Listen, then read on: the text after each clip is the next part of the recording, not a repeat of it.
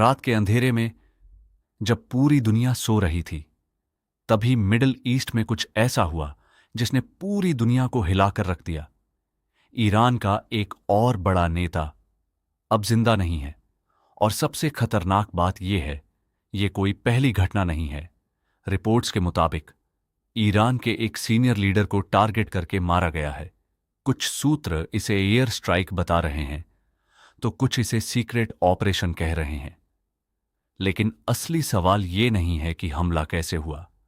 असली सवाल ये है कि किसने किया और क्यों किया। क्योंकि अगर आप पिछले कुछ महीनों की खबरें देखें, तो एक पैटर्न साफ नजर आता है। एक के बाद एक ईरान के बड़े बड़े नेता निशाने पर आ रहे हैं।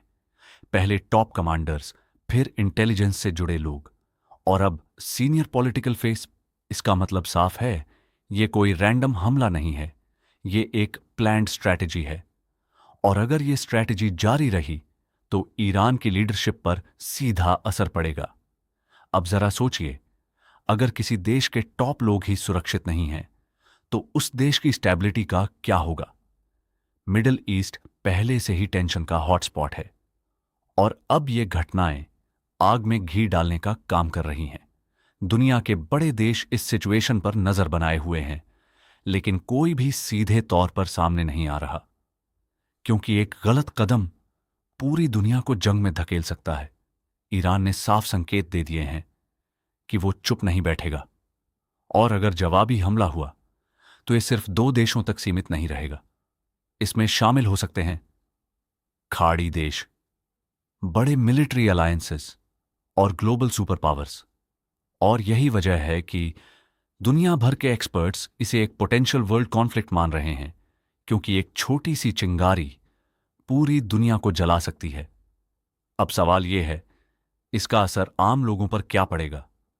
अगर टेंशन बढ़ती है तो सबसे पहले असर होगा तेल की कीमतों पर, व्यापार पर और ग्लोबल इकोनॉमी पर। और इसका सीधा असर हम और आप जैसे लोगों पर पड़ेगा। महंगाई बढ़ेगी, नौकरियां प्रभावित होंगी, और पूरी दुनिया एक अनिश्चितता में चली जाएगी। तो अब सबसे बड़ा सवाल, क्या यह सिर्फ एक शुरुआत है, या दुनिया एक और बड़े युद्ध की तरफ बढ़ रही है। आप क्या सोचते हो?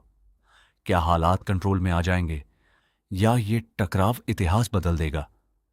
कमेंट में अपनी राय जरूर बताना, और ऐसे ही बड़े अपडेट्स के लिए चैनल को सब्सक्राइब करना मत भूलना।